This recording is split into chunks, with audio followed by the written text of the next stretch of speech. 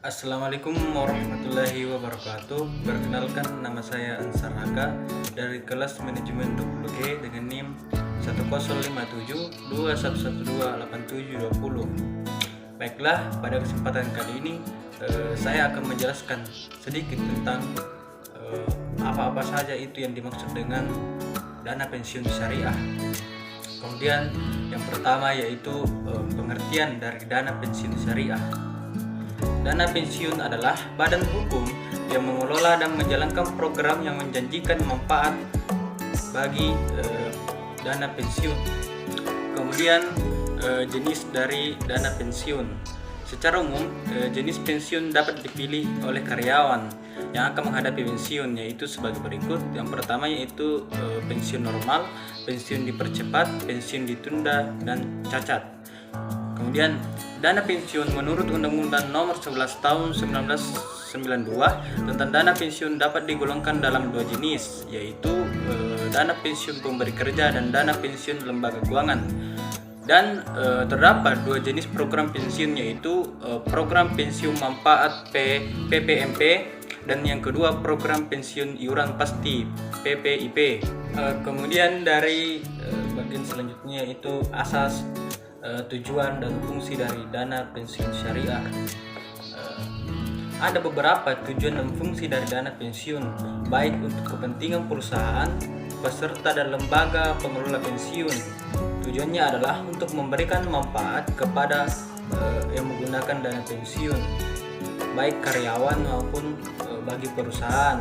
Kemudian adapun fungsi dana pensiun bagi para peserta antara lain sebagai asuransi, tabungan, pensiun.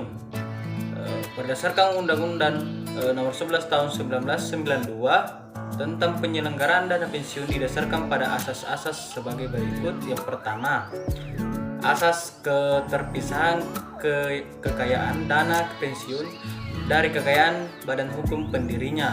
Kemudian yang kedua, asas penyelenggaraan dalam sistem pendanaan. Yang ketiga, asas pemindahan dan pengawasan. Yang keempat, asas penundaan manfaat.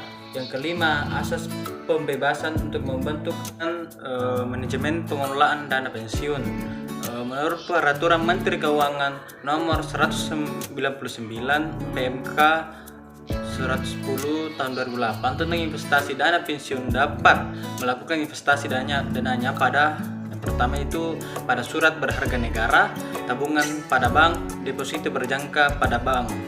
Kemudian kebijakan investasi dana pensiun syariah. Di samping terpenuhnya prinsip syariah juga meminimal mencakup komponen. Yang pertama, tingkat keuntungan, rate of return, resiko yang dapat diterima, dan kebutuhan likuiditas dan manajemen pengelolaan dana pensiun.